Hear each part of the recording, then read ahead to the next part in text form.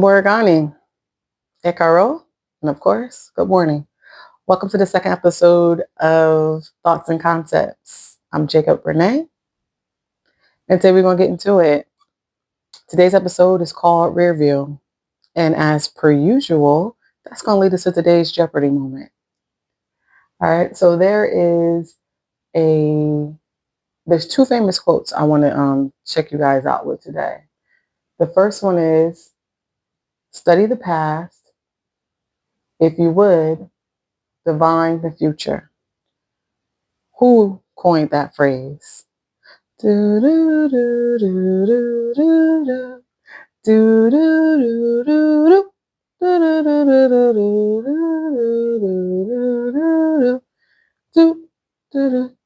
do do. All right, so if you're with me and you know, put it in the chat. And as per usual, that'll be an entrance into our monthly merch giveaway raffle. All right, and that was coined by Confucius. And I know when you first hear it, like, what does he mean by divine? Divine the past. Divine is often referred to something of the divine, like a god or something of that nature. But in this term, if you look divine up and it's used as a verb, it actually means discover. So let's run that back. Study the past if you would discover the future. Then that kind of takes us into our second Jeopardy moment, which is one of my really favorite quotes. This one I'm constantly referencing, and it just kind of like it puts everything into perspective. Those who cannot remember the past are condemned to repeat it. Who's that by? And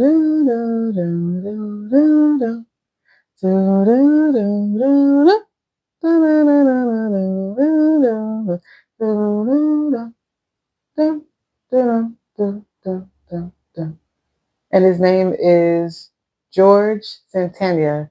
He's a very famous Spanish philosopher. I believe that line was first written in one of his works in 1905 by the name of The Life of Reason. Yeah. So go check them out if you're into philosophy and all that good stuff. Me, I don't know, what do they say, a jack of all trades? I'm what you would call a true geek.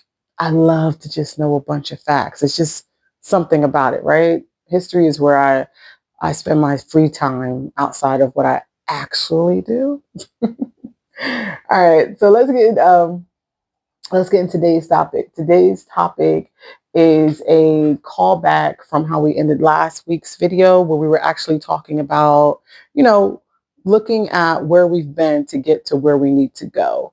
And I told you guys about what word described my year last year. And we're trying to, look back and see how we can avoid the plagues of what occurred before. So today we're going to dive into reflecting, which brings us to today's concept, reflection. Let's go to the definition.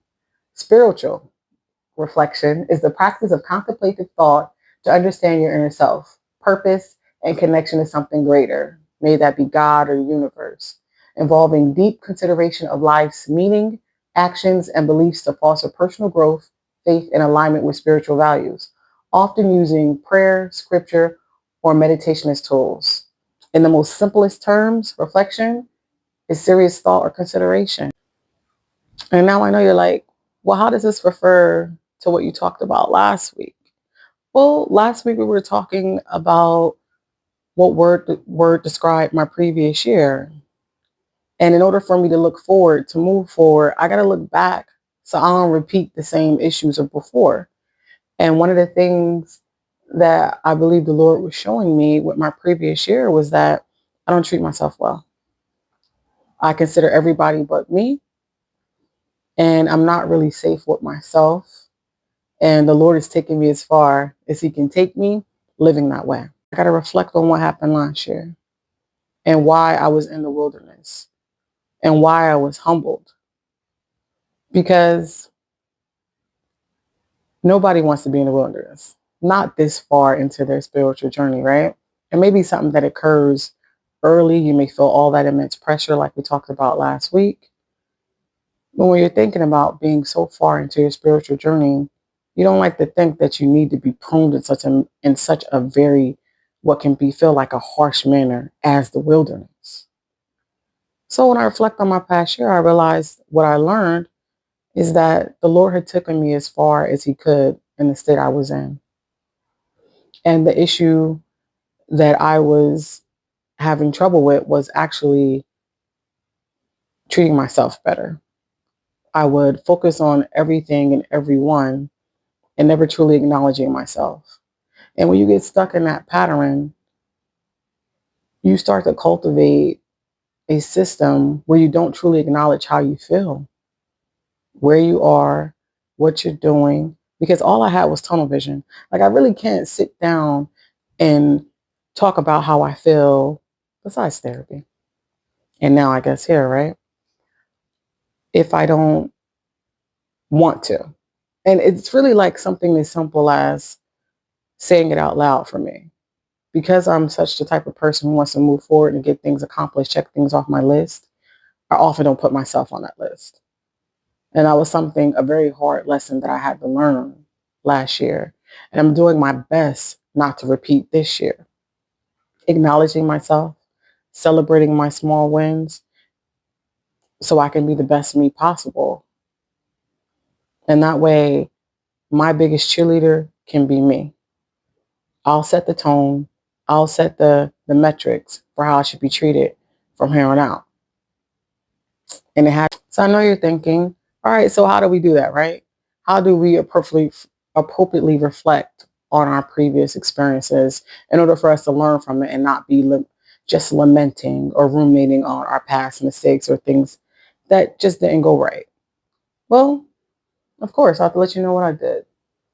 I thought about everything that gave me life, right?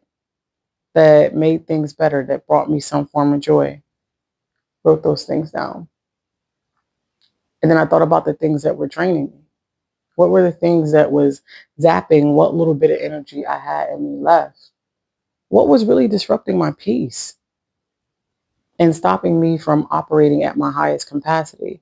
Because when you're so driven and so focused on meeting the goal, you don't really notice the things that are kind of in your way along the way. In the moment, you're just like, I got to get past this. I got stuff to do. I don't really got time to process this. I just need to know how I get past this to get to the next thing. So take some time and truly reflect. Think about how you were doing things previously. What was the joyous parts about it? What were the draining parts about it? Especially the unnecessarily draining. We're going to exert energy as we move forward to accomplish tasks, to gain great achievements and accomplish our goals, but there's sometimes things just don't have to be. Write those things down. And next week, we'll talk about how to release those in more detail. And that brings us to our hoodie moment. Today's hoodie says Tough Queen. And I don't know if you could tell on camera, but it's glittery. A little glitter for you. Probably can't tell. I'll probably take a picture or something, put it in the chat. And this is from a nonprofit organization by the name of Trenton United Family Foundation. And they do great work across the city of Trenton, New Jersey. I'll put their information in the chat. Check them out. And I'll see you guys next week. And then that's when we'll reflect upon the next step, right? There's 3 steps to moving forward. The first one is reflection. And next week, we'll talk about release. So take some time this week. Think about what happened last year and start writing it down. And if you're one of those people who don't believe in the paper trail, do a voice note. That way you can delete it. You can listen to it and delete it later. I'll see you next week. We'll work on releasing, which can be a little heavy. So make sure you do your homework. And remember, you can only control yourself, not the outcome. So focus on you. Love to love you.